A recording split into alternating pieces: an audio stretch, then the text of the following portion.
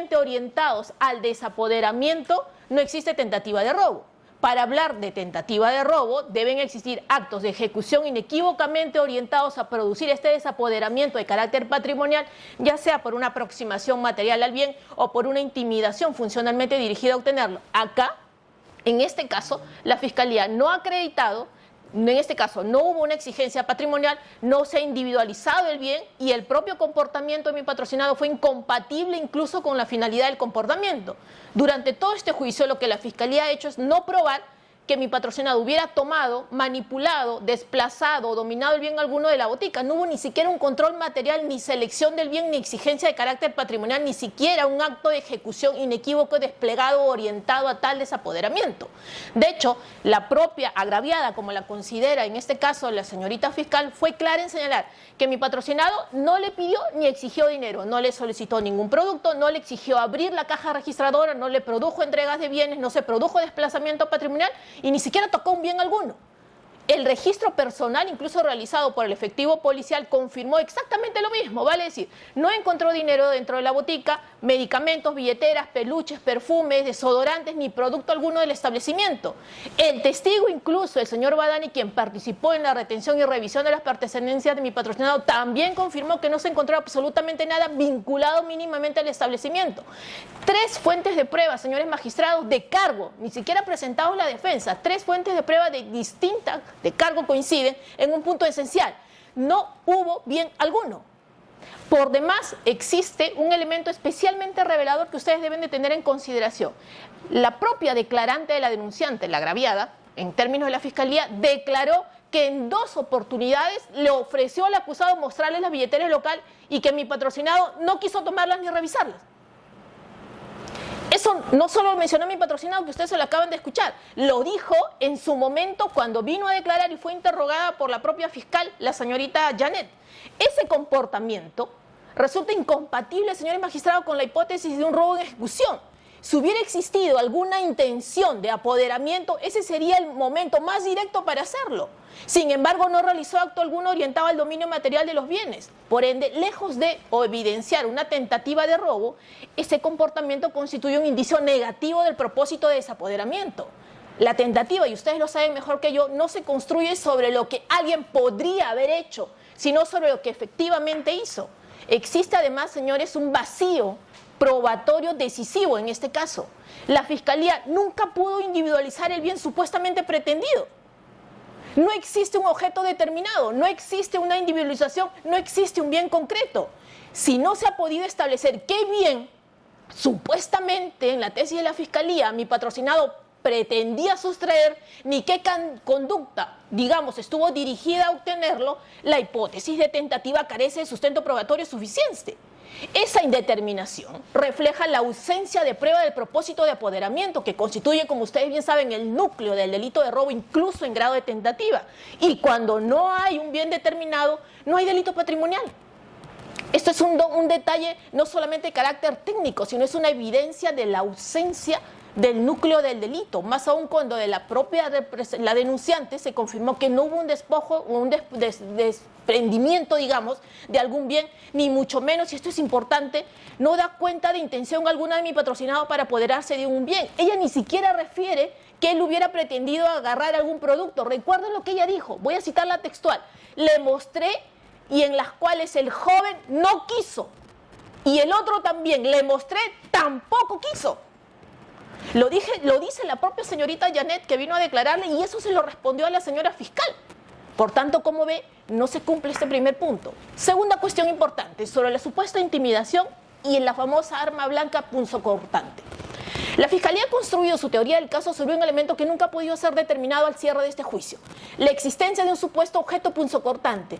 Se ha hablado acá indistintamente de una navaja, se ha mencionado de un cuchillo, se ha mencionado de un objeto filudo, sin que se hubiera precisado qué objeto hubiera sido, ni que se hubiera aportado evidencia material ni siquiera mínima de su existencia.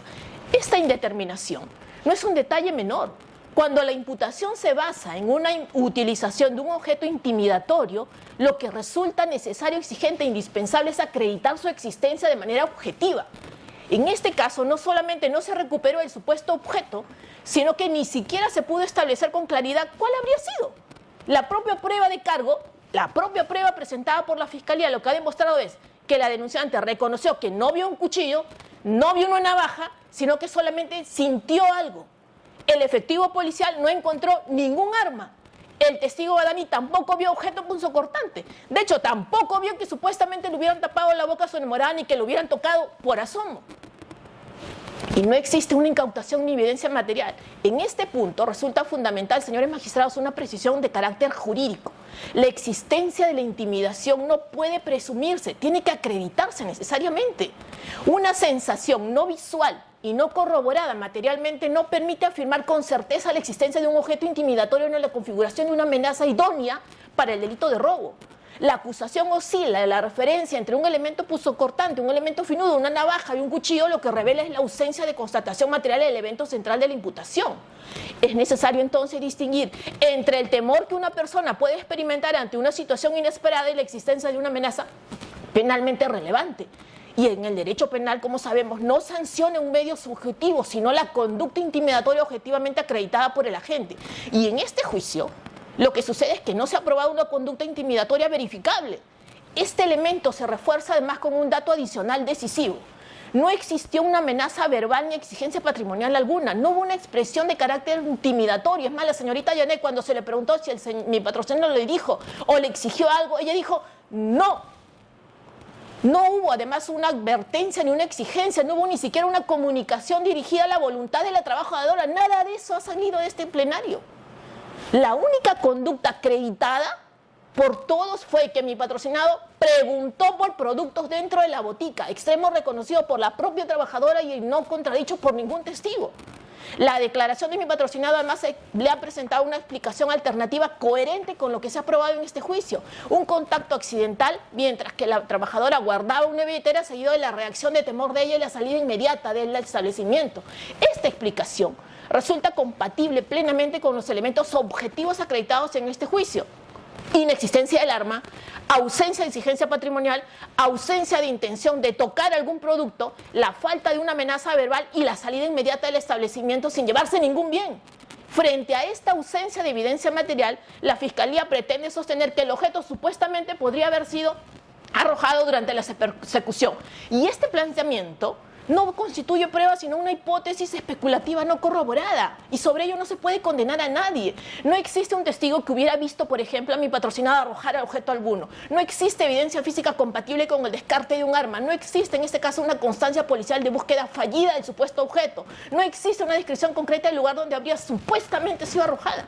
Si aceptamos la hipótesis de la Fiscalía, ello va a implicar reemplazar la prueba por una especulación o invertir la presunción de inocencia. Los tres testigos de cargo lo confirman. La denunciante, el efectivo policial y el señor Badani coinciden en un punto esencial. Nadie vio el arma, nadie recuperó un arma, nadie encontró un arma. No existe un acta de incautación, no existe una constatación material, no existe una pericia que confirme su existencia. Incluso el certificado médico legal descarta indirectamente el uso de un arma blanca. El perito médico legal señaló que las lesiones eran superficiales, limitadas a la capa externa de la piel, sin evidencia compatible con un objeto punzocortante. Y en este punto la Fiscalía no ha justificado, por ejemplo, entre otros, qué pasó durante las 7 horas que le dio en este caso el examen médico legal, si los hechos supuestamente acontecieron a las 4:30 y recién este examen se dio a las 11:42 de la noche. En absoluto nada de eso ha logrado ser acreditado. Como lo ha señalado la Corte Suprema en el recurso de nulidad 965-2018 Piura, la incriminación fiscal sin corroboración periférica objetiva no tiene entidad suficiente para desvirtuar la presunción de inocencia. En su alegato, la Fiscalía pretende trasladar esta omisión a una carga de la defensa. Ha dicho que la búsqueda de la supuesta arma nunca determinada fue somera. La pregunta ¿es posible condenar a una persona para una omisión supuesta de una supuesta búsqueda somera de una diligencia fiscal? ¿La falta de diligencia fiscal sirve para condenar a una persona? Evidentemente que no. Una supuesta deficiencia en la búsqueda de un arma no convierte en existente un arma que nadie vio y que nadie recuperó. Es imposible condenar a una persona en un acto tan especulativo como ese. Y en este caso, la supuesta existencia de un arma se sustenta únicamente en la percepción subjetiva, nunca corroborada, sin incautación, sin constatación material y sin evidencia pericial. Sin amenaza verificable, señores magistrados, y sin objeto intimidatorio acreditado, no puede afirmarse el inicio de ejecución de un delito de robo. Es imposible construirlo. Tercer punto, sobre la insuficiencia de esa indicación. La Fiscalía se sostiene esencialmente en la declaración de la señorita Janet. Es lo que tiene. Sin embargo, esta declaración no cuenta con una corroboración periférica objetiva en los aspectos centrales de la acusación. ¿Cuáles son? El arma, la amenaza y el propósito del robo. Al cierre de este juicio, la propia Fiscalía, la propia actividad aportada por la Fiscalía ha revelado ausencia de evidencia material, ausencia de objeto intimidatorio, ausencia de hallazgo de bienes y una ausencia de exigencia patrimonial. No existe siquiera una evidencia periférica de carácter objetivo que confirme la existencia del arma, la supuesta tapada de boca, la amenaza o el propósito de apoderamiento. Cuando el núcleo incriminatorio es la existencia de un arma y una intimidación no verbal, la exigencia de corroboración externa es mucho mayor. Y aquí no existe ningún soporte material o periférico del elemento central. Por ende, sin corroboración objetiva, la significación de la denunciante resulta insuficiente para desvirtuar la presunción de inocencia. Cuarto punto, la supuesta manifestación atribuida por mi patrocinado supuestamente al efectivo policial. Durante el juicio, el efectivo policial insinuó que mi patrocinado le habría reconocido durante su intervención que intentó robar. Sin embargo, ese extremo tampoco fue acreditado probatoriamente. No existe un acta en la que conste esta manifestación y me lo respondió a mí. No existe documento firmado por mi patrocinado. No existe declaración espontánea ni su registro. No existe declaración formal en ese sentido. De hecho, recuerden que él desde un inicio ha declarado que guardó silencio por recomendación del efectivo policial y que el día de su detención no le comunicaron a su familiar, sino hasta el día siguiente que le comunicaron a su madre esta situación. Esa fue la actitud de la policía para con mi patrocinado, no la que supuestamente vino a declarar aquí, que por demás no tiene respaldo mínimo de carácter corroboratorio. No existe registro audiovisual ni documental y no existe una corroboración independiente. Esta supuesta manifestación, señores jueces, no corroborada, mucho menos documentada, solo aparece de forma referencial no probada por el efectivo policial. Por demás, mi patrocinado negó haber realizado esta afirmación en este supuesto momento. Más bien el policía le trataba de decir, fuiste tú, ladrón, que te robaste. Y él decía, no, yo no he robado absolutamente nada. Nada de eso ha refutado la Fiscalía. En absoluto. Y como todos sabemos, una supuesta autoincriminación no documentada ni corroborada carece de entidad suficiente para ser valorada como prueba de cargo. Y en este proceso una condena no puede fundarse en referencias indirectas o en afirmaciones no documentadas. Las supuestas expresiones autoincriminatorias tienen que ser verificables y haber sido obtenidas con respeto a las garantías procesales. Por ello, este argumento no puede ser valorado como una prueba, en este caso de cargo, ni como indicio de responsabilidad penal en absoluto. Quinto punto, señores magistrados, respecto a la huida que resalta la Fiscalía de mi patrocinado.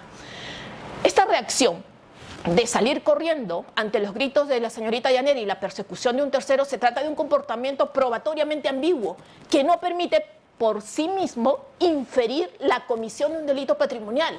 La valoración de los indicios, como ustedes saben, exigen que estos sean unívocos, convergentes y compatibles únicamente con la hipótesis de culpabilidad. La huida, en cambio, es una conducta que admite múltiples explicaciones posibles, entre ellas el miedo, la confusión o, por ejemplo, la reacción instintiva ante una persecución inesperada. En este caso, la huida no se encuentra acompañada de ningún elemento material objetivo que la vincule con un intento de apoderamiento. No se encontró arma alguna, no se hallaron bienes del establecimiento en poder de mi patrocinado, no existió una exigencia patrimonial de amenaza verbal acreditada. Por ello, la conducta posterior no puede sustituir la falta de prueba del hecho típico ni convertirse menos en el fundamento de una inferencia de culpabilidad. Ustedes saben que como indicio equívoco solamente podría valorarse si es que existiera un hecho base probado.